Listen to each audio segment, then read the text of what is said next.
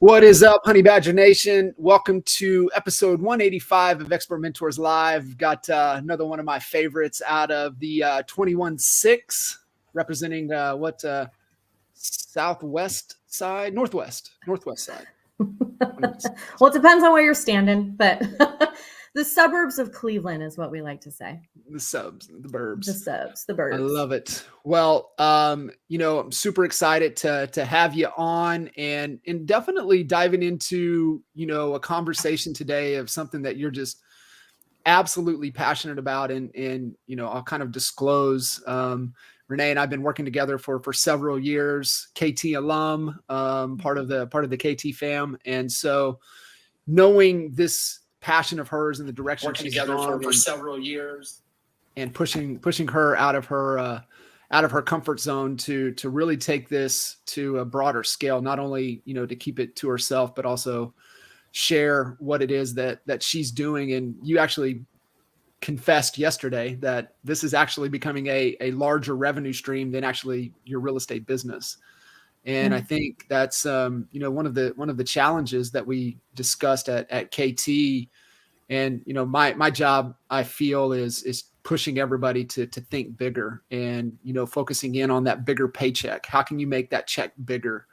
And, I know, you've really gone down this, and you have people reaching out to you almost daily to get more information of how, your expertise, and you've really owned this niche when it comes to, building wealth through short-term rentals. So really excited to dive in. But before we kind of unpack, kind of what it is that you're up to, what you're doing, just give a quick intro, a little bit about yourself, a little bit of background, and, life before real estate, life as real estate before, heading into today's topic. I think I've reached that time where, like, you can't even remember life before real estate. But no, so I got my license in 2008 when everybody was jumping out of the biz. I was jumping in. I figured if I could sell real estate then, I could sell real estate anytime. I got my license because I was investing in real estate. My husband was on the other side of the planet fighting the war. Yeah. And I got my license, and I was working too many hours. I was working 60 hours a week for someone else's empire building, right? And I just looked at it and said, hey, if I put that same 60 hours into working for myself, what could that potentially look like? And the real estate team that I was purchasing investments from or with said, hey, why don't you get your license? And I looked at them, I'm like they had three heads. I'm like, I work 60 hours a week. I'm basically a single mom. My husband's on the other side of the planet. Like, no, like I cannot do this. And then in true corporate American fashion, my company got bought out. So I was my contract was not renewed. And I was like, okay, well, maybe I'll do this real estate thing just for my investment purposes. And then before I knew it, I had people reaching out saying, hey, I heard you had your license. Like, can I get into this house that's for sale next door to me? That kind of thing. And next thing you know, I had a full-fledged real estate business before I even knew it.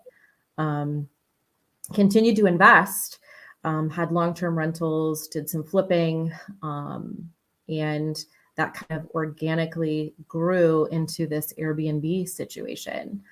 So it's much like the EXP model. So, I wasn't always with EXP. I came over in 2017. And so I was selling real estate with another brokerage, and the EXP model came on the scene, and it just aligned with the thoughts that the only way to true wealth is through multiple income streams, right? So EXP was a perfect alignment for me and my core values.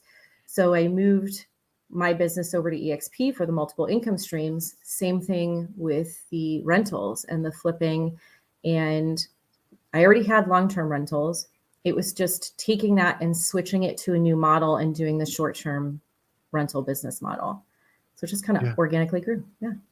Yeah, I love that. So where for you, kind of the learning path and going down, multiple income streams, knowing, that you can't just rely on, one stream, because what happens if that dries up? Like where was that, kind of ingrained or learned for you? Yeah. So as basically a single mom, and working those 60 hours a week for someone else, watching what they were doing, they had the business that I was working for, but they were also hardly ever there because they were working on other businesses and other things they were doing. I'm like, that's interesting.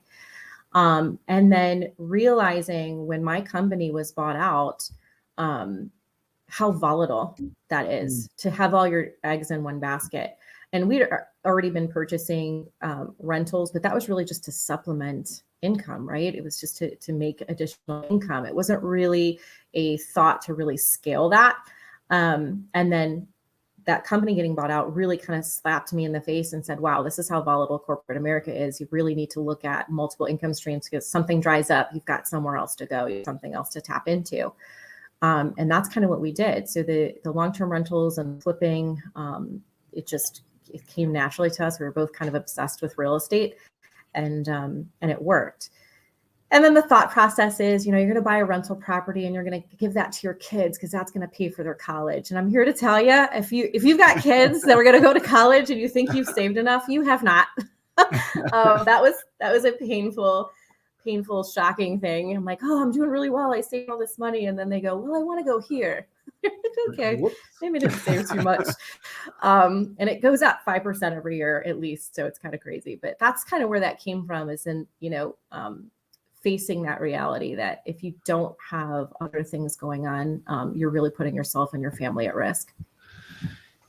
And, for you to take that action, was there something that, just propelled you to take action? I guess my question and kind of what I'm looking for from your experience to be able to share with people, because, there's probably agents out there that would like, man, I would like to do that. And they talk a lot and they get paralyzed for some reason. And I guess it's just because it's so fresh on my mind, going back through, Mel Robbins' book, The 5-Second Rule of, breaking habit loops, and being able to have a real tool, a real how-to that gets you into action. So I guess my question for you, just to kind of share from your experience, because you did it, you took action, you got out of working for somebody and started working for yourself. And, I know we're talking to the Honey Badger Nation, but I know there'll be other amazing humans that will tune in and that will hear this. And I want them, if they're in that situation of like, shit, I've been thinking the same thing. Like what, guidance, what would you give them or tell them to help them, kind of, let go of the monkey bar and go? Yeah. So we always have great ideas, right? And they sit back here, and that's the biggest thing, is we never take action on them. They're always just great ideas. And then 10 years later, you look back and you're like, oh my God, I had that great idea 10 years ago and never did anything about it. I think for me, again, the big picture thing, company being bought out, my husband was fighting a war. So there was a significant chance that he was not coming back at this stage of the war. And he disarmed bombs for a living, by the way. So he's in the desert disarming bombs. So you can only go there so many times until your number's up, right? So the painful reality of knowing that went away, what would I do? Where would I go? How would I? So at the risk of sounding like, we're either running towards pleasure or we're running from pain, I did not want to go through the pain of having to go through something like that and then not be able to provide for my family. And it drove me to know that I had to take action. That sounds so drastic. And, those of you who aren't married to a military member or have somebody putting their life on the line on a regular basis, that shouldn't be what propels you, but that's really what happened. I watched my father work for the same company forever. And, he retired from that company and he had a pension at the end, and the term pension was no longer a thing. It just wasn't. People were getting, terminated, forced into early retirement, things like that, especially during that 2008 world, corporate America. Like when I quit my job, everybody's like, are you crazy? What are you doing? And then I'm like, well, I'm going to get into real estate. They're like, okay, we know you're certifiably nuts. Like, we know we need to refer Renee to a doctor because she's lost her mind. But for me, it was like, no, I'm watching all of these people around me get terminated, forced into early retirement, all those things. I'm like, I never want to have to go through that. Even the real estate business, I was selling homes in 2008 for people that were underwater on their mortgage. And it's because they were victims of circumstance in terms of and I just never wanted to be a victim. I just didn't. So it was avoiding victim is what caused me to take that action and move forward. Yeah, that's I mean it really is powerful. You have to find that factor that's not going to allow you to stay paralyzed. And we talk about it all the time as far as, really trying to, find that and I think, make somebody proud or prove somebody wrong, but I also believe that we can look at ourselves that way. Mm-hmm. Right. Make our future self proud, make our, prove our past self wrong. And, those kind of motivators are really powerful. And, whatever it is for you guys out there listening in, if you're paralyzed or stuck on something, like, progress, like take action. Imperfect action is better than doing nothing at all. And I saw there was a little snippet with Tony Robbins, and it's just, hey, I get questioned all the time, what is happiness? And, his definition of happiness is progress. And so, making sure that whatever it is that you're in pursuit of, and we change directions all the time, but the only reason to change directions is because you're making progress. And I really think kind of our conversation today, getting into the short-term rentals, was that exactly, right? You were trudging forward, and you were making progress, and you were just seeing, oh, hey, let's try this. Oh, hey, what about this? Oh, let's try this. And it's just through a lot of trial and error. And so I want to kind of tee that up for you there, to where you guys were making, investments focused on traditionally long-term rentals. What was the aha, or what did you see to say, hey, there might be something else here? Yeah. So just like you just said, imperfect action. So like, I mean, it was so imperfect. Like I was buying investments, so like calling the agent on the sign, right? I'm super smart. I'm going to call the agent on the sign, having no knowledge that they were there to negotiate against me. Right. So I did that all wrong. They were lovely people, ended up, causing me to get my license. So it ended up working out, but that imperfect action is what caused me to move forward. Right. So got the license, was purchasing the long-term rentals. And then I saw someone on social media who purchased the house next door to her, and they were renting it out on a short-term basis. And she's using terms that I really wasn't familiar with, or I was familiar with them, but they always referred to, in my brain, triggered vacation vibes, right? She used terms like Airbnb. And to me, that was, you went on vacation and you could potentially stay in an Airbnb. And at that time, I had never even stayed in one. I was still staying at hotels. So she's making these comments, and then she's like actually posted some things about, what they made. And I was like, holy shit, like that's real money right there. And I'm looking at going, I already got these long-term rentals, and they're fine and good. And they're, they're paying for things, and they're, the equity's being built up, and that's all working. But there was some real revenue being made there. So we went to a graduation party, and there was this couple there that had this house next door to them that they were doing short-term rentals. And like I always do, I convinced my husband that this was his idea, and said, hey, go talk to those people over there. And he's like, I don't even know him. What am I supposed to talk to him about? I go, ask them what they're doing with the house next door to them. And he's like, well, that's kind of creepy. I'm like, just go ask them. So he goes and starts talking to them, and he came back a freaking monster. Like, we get in the car, and he's like, holy shit, why haven't you not told me about this? What is this? Is like real. Like once you see it, you can't unsee it, right? Yeah. So his thought process was, this is a way to effectively add a door of income without actually adding a door. All it was really costing us was furniture and whatever, right? So that was his thought process. Me, I just looked at it as additional revenue. He was like, it's like adding a door without actually adding a door because of the income rates. So that's kind of what opened our eyes to it. And then not really knowing, like, if I was in Florida, if I was in a warmer climate, I would think, oh, it's just a vacation type situation. Here I am in Northeast Ohio. It's freaking cold and shitty here. Like, if I were to open my blinds right now, you'd be like, oh, I'm glad I'm not there. So, you're not a tree, right? I know. Everybody tells me that too. So at any rate, I'm like, wow, you can actually do this in a local market. What does that look like? So we actually had a property, a long-term investment that was just coming available. We had a tenant that was going to be moving out. We were going to have to do some rehab on it because when you have long-term rentals, if you're a great landlord, you're supposed to go in there and check on that stuff, right, on the regular basis. If you're a real estate agent, you tend to set it, forget it, and watch it roll, right? As long as the check comes in, you're not really checking on it all that often, especially if you're managing your own properties. So we weren't really checking on them. So when our folks would move out, that's when we would learn that, hey, this has been leaking for the last year and a half, because they were with us for 3 years and they just didn't tell us because they don't care, right? So we get into the property, we know we're gonna have to rehab it. And I said, hey, what if we rehab it and we actually do it to an Airbnb type situation? We're like, okay, cool. So we did what we typically do on a regular rental turnover, but we did things a little bit differently. And then we furnished it.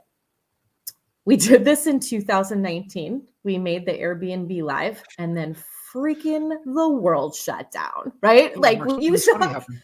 yeah, it sure did. So you talk about imperfect action. We're like, let's start an Airbnb business where no one can freaking travel. This is going to be amazing. It's about the same of getting into real estate in 07, 08. No, I mean, hey, if you need to do it wrong, like, I got you.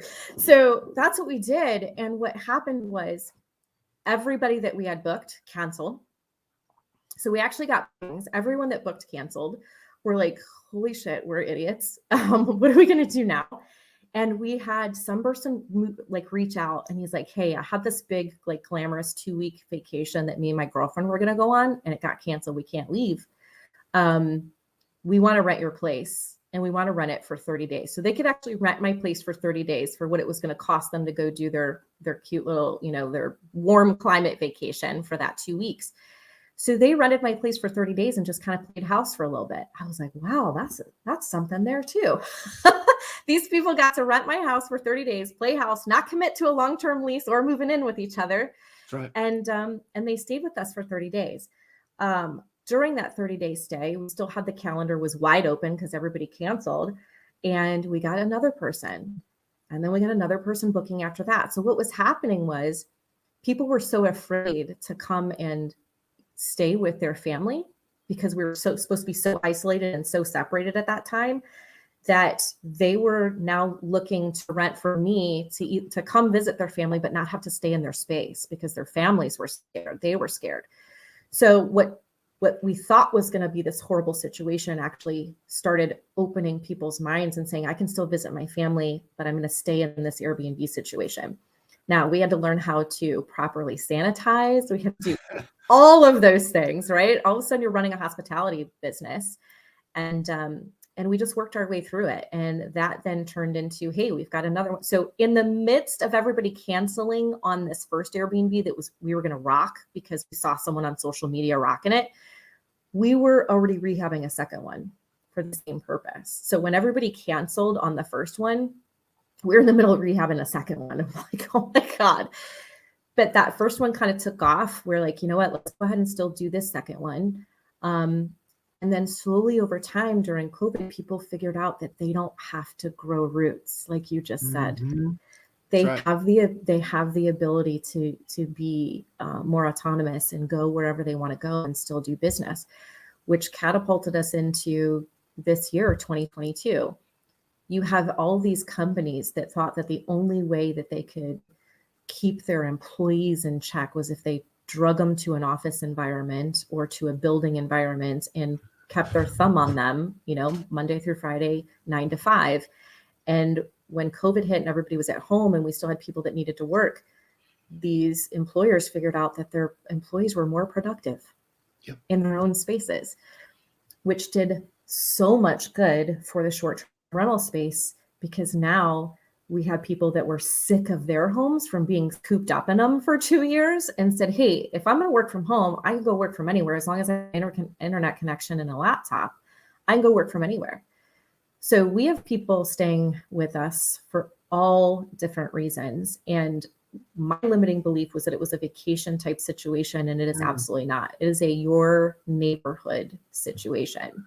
It's funny you say that. I remember my first experience with the VRBO Airbnb world was that, right? It was up to southeastern Oklahoma, Broken Bow areas, just fabulous trees, lakes, these like multi-million-dollar cabins that you can go in and stay. And so that's kind of where my mind always, that's all it was. And then, we looked and we did KT number 1 downtown Dallas in a Airbnb. We did KT number 2 in the heart of Grapevine, Texas, right? Like those are not vacation destinations. Those are, you would never even think that. And it was so perfect how that worked out. And before we get into some how-tos, people listening in and they're like, shit, yeah, I'm in. I want to go that direction. And I want to give them, kind of the playbook, if you will, of how they need to be thinking about things to kind of progress. But you had also, talked about the destination. You said something else. I lost it. I'm in a small room. It'll come back. So okay. let's kind of transition into some how-tos. What people need to be thinking about. Oh, I know what I was gonna say. So I told you a small room. It'll come right back. Was that you talked about what employers learned about employees and team members. And so the most recent study of kind of employee satisfaction, number 1 is still compensation. Number 2 is flexibility. That's the number 2 thing that employees and team members value. So if you're an employer and you have a team and you're still stuck in the 1950s and 1960s of how things work, you are going to you're going to lose great talent. Talent will leave you. And because you're not meeting what they value the most. They value a fair compensation for what they do, competitive market, and then they value flexibility. And I think, Renee, we talk about this all the time, right? Our belief is that you create organizations based on results. Like we don't create organizations to micromanage anybody. And what's our little mantra? If we have to manage you, we don't need you. We manage the agreement. We get to lead you, but you need to perform. It's all about results. And I think what you're talking about is being able to, that's like people want to travel. People want to move. They want flexibility. They want change of scenery. They really do. They value that. And so I just want to kind of emphasize that point because I know there's a lot of people that have teams that are employers of people. And I know they fight it, man, they fight it. Hey, I need them in here. I need to micromanage them. I'm like, no, you don't. Nope. Cause they're going to leave you. So let's transition back over to the kind of like, if somebody comes up to you is like, Renee, I love this. This is exactly what do I want to do? What do I need to do first? Yeah. So the first thing you need to do is really grasp, wrap your head around the concept and the reason I say this is we had roofers that were staying in our Airbnb.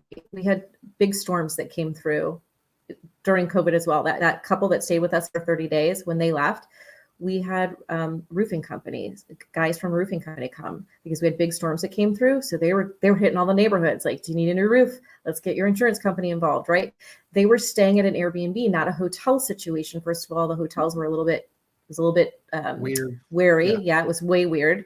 And you're at a hotel, you're buying 3 meals square, right? A day. You're paying for all that. These guys, like, they're working on commission, selling the roofing jobs. Like, they're like, I need a kitchen to like make the PB&J in. I need a kitchen to throw the frozen pizza in, that kind of thing.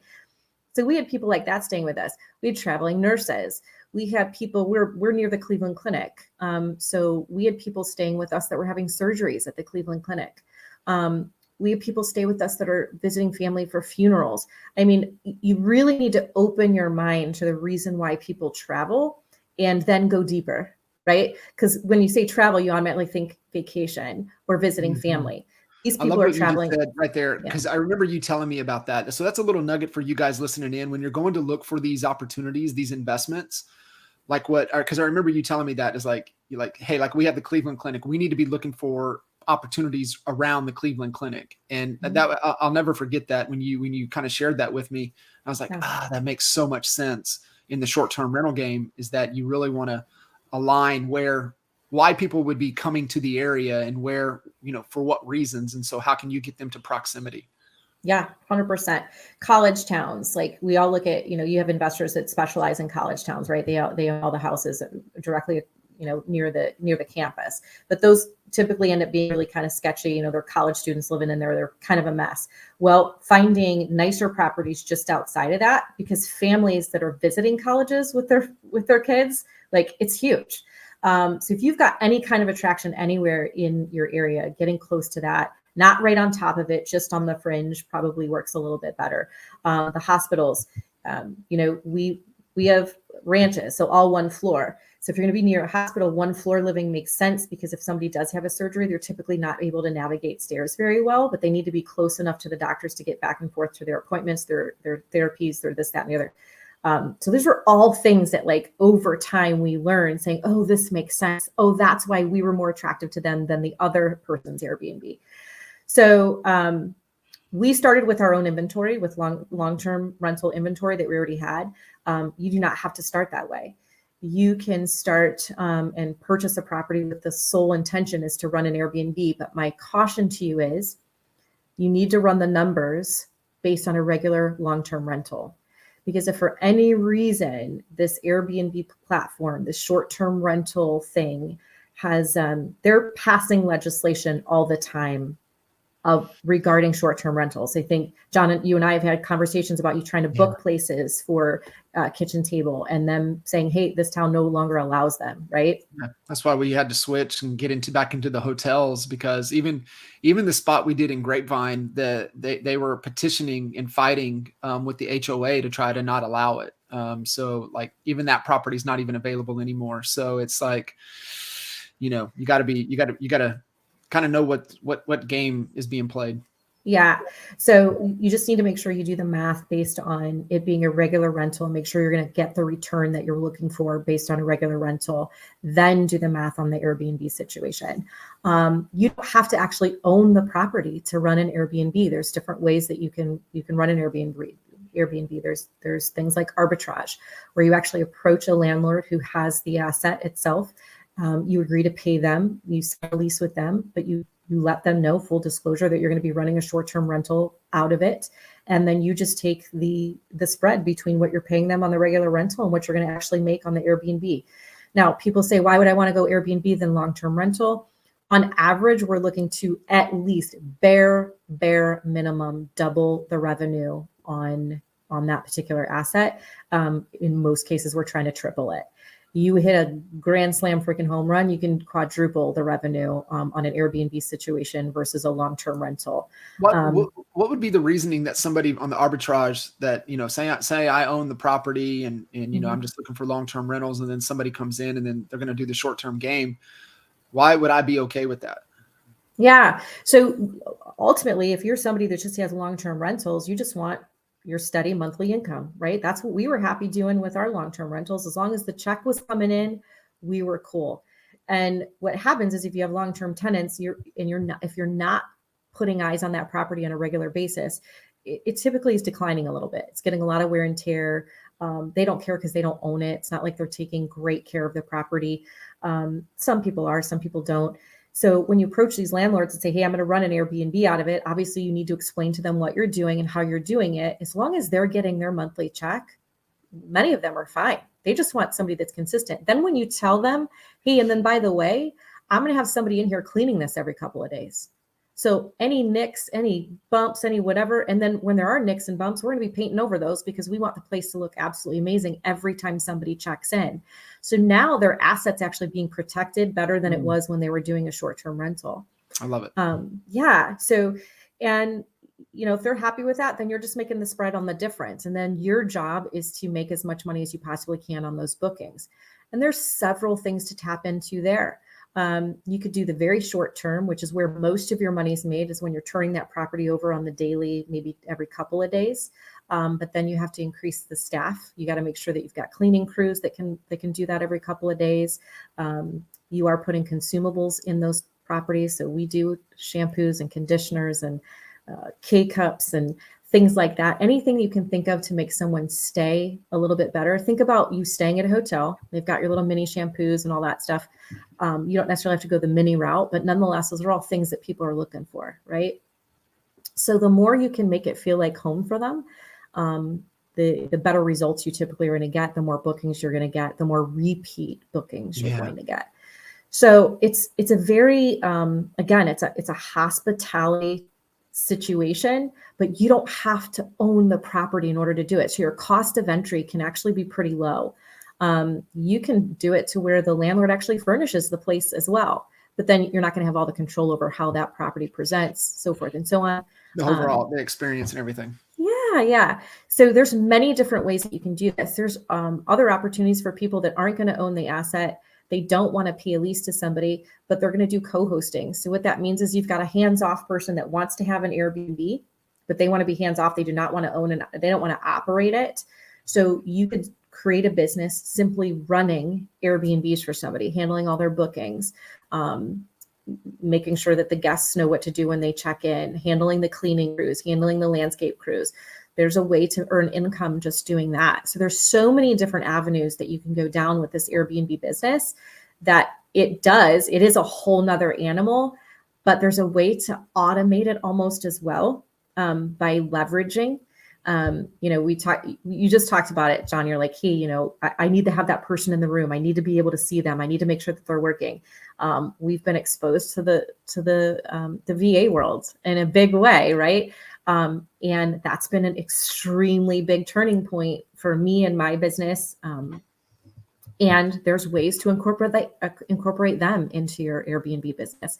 So you can get it fairly automated.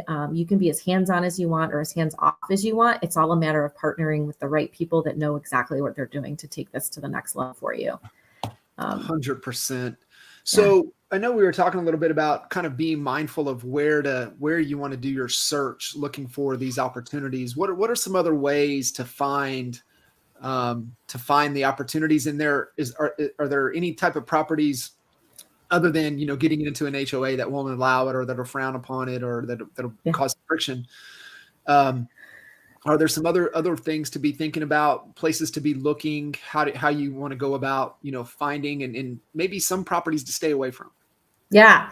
So I would love if there was like a master list. Like, do y'all have like point of sale inspections in your area? We have cities in our area that there's these point of sale inspections where the city actually comes in and has to inspect it. It's a big pain in the ass. But nonetheless, there's a list of the cities that have that. I would love if there was just a big old list that says, yes, we're Airbnb friendly, or no, we're not. There isn't. There's not a list. So if you get on some forums and stuff, they'll kind of tell you where to kind of stay away from. But here's the deal. Like you said, HOAs, highly restrictive HOAs. It's not to say that you can't buy an Airbnb or an asset or run an Airbnb out of a place that has HOAs. There's some that are really rigid. There's some that are very laxed. But HOAs in general, they don't really like them all that much. If you're looking at, condos, which are also going to have an HOA, some of those are going to be highly restricted. You will have municipalities that are highly restrictive. Like they actually have written laws that say they will not allow short-term rentals, or they will say we allow short-term rentals, but there's a minimum stay of 30 days, which changes the business model a little bit. That's our sweet spot for our Airbnb business. Our sweet spot is kind of more of that midterm situation. So we have people staying with us that are building houses, who sold their house. Their new house wasn't built, soon enough because they're waiting on product. I mean, think about how many people have had to wait for product just to get to their new builds, right? Shipping issues, whatever. So we kind of specialize in that sweet midterm situation. So we actually purchased a property in an area that their minimum stay is 30 days. They won't allow any rentals under 30 days. We intentionally bought there knowing that our model supported that. We have enough pull with now the people that have been staying with us that we know that they'll stay with us more than 30 days. It's not the highest margin on that because you do offer a little bit of discounts for them staying with you longer, but it works for us. We're still getting in there often. They're still taking care of the place. We're still sending cleaners. It just works really well for us, as opposed to us having to touch it every 3 days. Every time somebody leaves, we got another booking in. That's a lot of people to manage, right? So properties to avoid. I don't think there's any real style of property to avoid. If you're in a community where there's a lot of Karens, I'm sorry for all of you wonderful Karens. I'm so sorry that name was given to you. But if you're in a community with a lot of Karens, and you know what I mean, that's not a place you want to purchase an Airbnb at. You know how you find out if it's a community with a lot of Karens? You go onto their social media sites, their, whatever town moms discuss it, or their parents page, or whatever that little Facebook page is for that community. You go on there. You'll see if there's Karens on there. All it is complaining posts. You're not buying in that community. You're like, yep. So those are kind of places to avoid, are the big restrictive HOAs, the cities and townships that are highly restrictive, and then your Karen communities, as we like to call them. We're like, ooh, don't buy there. That's a Karen community. That's gold. That's absolute gold. So getting in, there's a couple things that I want you to kind of hit on. First is, the financing side of things. Like, what do you need to be thinking about, as far as being able to purchase the property, what you need to be able to thinking about to furnish the property, kind of what that initial, jumpstart kind of investment that you're looking at, and kind of a acceptable time frame on the return that you're looking at. So if you can kind of talk the money and the financial component to it, I think that would be really insightful. Sure. So, and everybody has different thresholds and how they look at their investment. So for us, we personally look for a 20% cash on cash return. That's how we kind of evaluate stuff. And then anything we can make over and above that, we're super excited about. But it all depends on how you're going to. Can you explain what that means? So I want to make 20% on my original investment. So if whatever I need to put down to purchase that investment, if it's a $50,000 down payment, if it's a $75,000 down payment, I want to make 20% on that original investment. Perfect. So that's what the cash on cash, or my 20% on the cash that I just put out. Now, there's properties that I've bought outright. I paid cash for. And then, I may choose to then borrow against that to purchase another property. It all depends on kind of, what direction you want to go with this. But it also depends on, am I going to do arbitrage? Because then my cost of entry for that is way less. Now my only risk is the 12 month lease that I signed. So that's the amount of cash that I'm out, right? So I need to make sure that I'm going to make at least 20% on that outlay of cash. That's how we look at it. So in terms of financing, if you're going to go out and purchase an asset, most investment properties, and you will find investors out there, or in mainstream mortgages, typically it's going to be a 25% down investment when you're purchasing the property, because if you're not living in it, they want you to put down 25%. There are other companies that will offer something lower than that, but that's typically the norm, is 25%. You could get hard money, private money at different lending terms, but if you go to the traditional market, they're most often going to want to see a 25% down payment. Now, in a typical rental, let's say you were buying a duplex, if you had leases in place, they're typically going to allow you to use 75% of that income towards exactly to lend to you. So you're able to count that income. Whereas in an Airbnb, nobody's signing a lease, right? So you don't have a lease where you can say, hey, this is going to offset my payment, so I should qualify for X. So what you can do, and I'm not a lender. I also do not work for the IRS. And so, but what you hear, right? Right. I'm a realtor that happens to be an investor and runs an Airbnb business. But there are ways that you can, like I have several companies. I lease from myself. So I sign a lease and agree to pay X amount of dollars from one company to the other, so that I have that lease in place, so that money is guaranteed. And then that can help offset for when you're trying to get financing for these properties. So there's a million ways to do it. But if you're going the traditional route, you need to have at least a 25% down payment to purchase an asset on an investment property. And then go ahead and talk to your lender and tell all the ways how you can avoid that 25% down payment. What are all my options here? What are all my options? Let's get creative. Yeah. Fantastic. The other thing that kind of comes to mind, and I'm just trying to get out in front of potential issues, when you're going this route. So you've found a kind of a way to look and identify what's going to be the most attractive for people. then, the money situation kind of getting in, and touch real quick before I kind of move over to the people component. Touch a little bit real quick, like the furnishing aspect of it. So if you want to go full furnish, you got to do all of that. Like what are some of the ways that you guys have found to be able to, not have to, mortgage your kids to be able to furnish, these homes? Yeah, I have no furniture in my own home. No, I do. No, so there's several schools of thought there too. Everybody knows Facebook Marketplace, right? You could spend your time going to Facebook Marketplace and getting a bunch of stuff for super cheap, but your time is worth something. So you need to assign a value to your time. So you could spend your time going around and finding cheap furniture on Facebook Marketplace, painting it, doing whatever. We did a lot of that on our very first Airbnb that we furnished. We did a lot of Facebook Marketplace. And then we looked back and said, well, damn, I ran my butt off. I didn't get receipts because it's a cash business, right? You're putting money under the doormat and you're walking away with whatever you're piece grabbing you it have. and going. Yeah, you are. So you're not really keeping track of your expenses all that well, and your time means something. So you can do it that way. That's the least expensive way, but it's going to take time, energy, and effort. So you may actually lose money that way.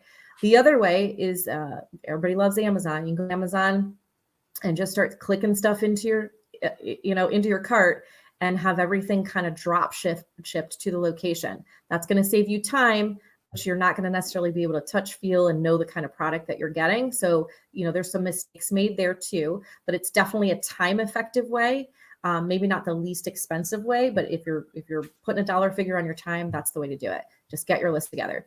Or you can do a mix of how we do it. And I'm one of those weirdos that one of my, when I'm not selling real estate or doing investments, like my free time, I like to actually furnish these and decorate them. Like that's my creative outlet. So I walk into every property and I know that it has a feeling and a vibe, and I'm going to put the decor in that place based on that vibe. So I start going to the local stores, like your Marshalls and your Home Goods and your Costco's and your, things like that for furnishings, mattresses, so forth and so on. I will, little pro tip. I would definitely, tell you to go with the foam mattress situation. Don't go with spring mattresses. We've done both. We've gotten feedback from both. Foam mattresses are typically going to be a better way for you to go, and you can order those from whatever outlets online.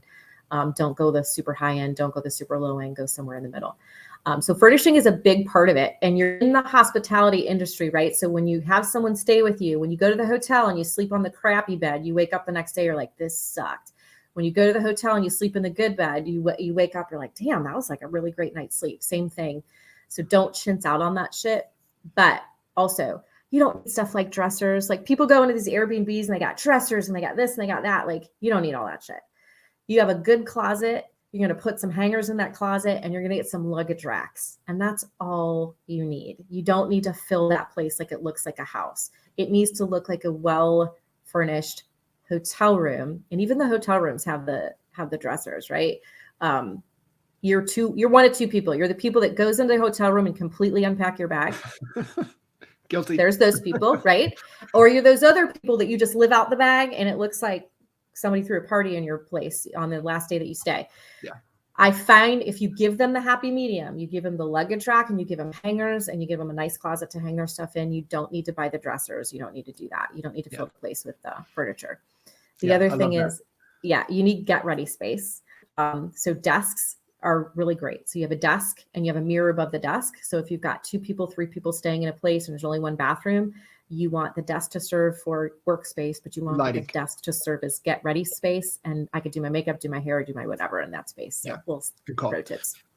And if you're like me, and you're just going to go find somebody, would you recommend, a stager, a designer, somebody that you could, kind of connect with, give them a budget, and, obviously, they have a fee on top of that. Is that another option? Yeah. Absolutely. That's absolutely another option. I would start with your home stagers because they know how to make things look super attractive and they don't necessarily have to function 100%. So they're going to look at the minimalist way to make that place look good and still function and not be an actual house that you're staying at for, the rest of your life. They get it and they understand it. So stagers are a great way to go. in that regard. So, Love it. and honestly, tap into your other real estate friends that you know. There are some people that will actually have a knack and a passion for it. Tap into those resources as well. Very cool. So let's move over to the other people component, kind of segue and kind of leaning you in that way, talking about, you know, home designer, stager. But now you've got all of the things that you had kind of mentioned, right? If you're purchasing, you've got to have the rehab crews. If you're, you know, definitely you're operating and you're turning, you know, the home over, you've got to have cleaning crews come in. You've got to then also, like you said, there's some dings. We need some touch-up stuff. Like, what are the key team that you need to have in place to really be able to execute on this at a high level without dragging you in to do all of the things? What are some of your, like, hey, you can do some of this stuff, but you got to have this, this, and this as far as key personnel to really deliver and turn over quickly? Yeah, 100%. So you mentioned rehab crews. So you can purchase, you know, properties that are rather turnkey and still run Airbnbs out of them and make a profit if the numbers work. By the way, the site that we use to kind of run numbers on how much you can charge for a nightly rate and all of those things, what the occupancy rates look like, it's called AirDNA. So it's airdna.co. We'll throw that in the comments somewhere in here, but airdna.co, it's where you kind of run nightly rates and occupancy rates. But at any rate, so when it comes to who you need, rehabs, you don't necessarily have to purchase properties where you got to do major reno. You can purchase turnkey properties and run Airbnbs out of it. If you want to do value add properties, then by all means, you need a renovation crew, somebody that you're comfortable with, that knows your standard, which is tough. Biggest thing is finding people in the trades right now that's actually going to show up and do their job. Some of them are living so fat right now that they're not even calling you back for jobs like that. So that is definitely a key piece. If you're looking for properties that need reno, you need to have that in place. But if you buy turnkey, these are who you need. You need cleaners, and you don't need cleaners that clean houses, like people you're going to hire to come clean your house. You need somebody that understands how to turn an Airbnb over. These are people that are okay with stripping beds. These are people that are okay with, they're going to be your eyes on the property. They're going to let you know if the walls are scuffed up. They're going to call you and say, hey, we probably need to get somebody over here to, you know, paint the walls up a little bit. They're going to be looking to see if you have enough glasses, if you have enough dishes, if you are low on your K-cups, if you're low on the consumables that you're offering there. These are people that are okay, I'm going to say it, with bodily fluids. You're running a hospitality industry. There's going to be bodily fluids in there that these people need to be comfortable with. There just is. And these people have to be okay with it. Your regular cleaners that come clean your house, they're typically not doing your laundry. They're not, you know, stripping your beds. These people have to be comfortable with it. We found that nurses are really great resources for that. Some nurses are working 312s and they have days off in their schedule, and they are totally cool with all of that stuff. And they're like, hell yeah, I'll make some extra money doing this on the side, no problem. So your cleaning crew is super important. You can hire cleaners that are traditional cleaners and train them how to turn over an Airbnb. That's absolutely possible. But just know that it's a different level of cleaning. It's a different type of cleaning, and it's more frequent. Right. You may have somebody come into your house once a week, once every 2 weeks. These people may have to show up every 3 days. So you need to make sure that their calendar can accommodate that. Same thing, your landscape crews, snow removal, long-term rentals. We would tell our tenants that snow removal was on them. In a short-term rental, you're not going to have somebody staying with you for 3 days and they're going to shovel the driveway. So you need to make sure that you've got snow removal. You need to figure out who's going to handle your bookings. If that's something you want to handle, you're going to be the first person that interacts with the people that are going to be booking with you, or you can actually pawn that off on somebody else. You can leverage that piece out. You can leverage pretty much every piece of it out, or take on as much of it as you want. But typically the biggest things that we struggle, filling is that cleaning piece. Again, they're your eyes on the properties. And then if there are consumables that are needed, where's that coming from? Am I ordering it on Amazon and I'm dropping it in 2 hours because that's what they can do now? That's pretty cool.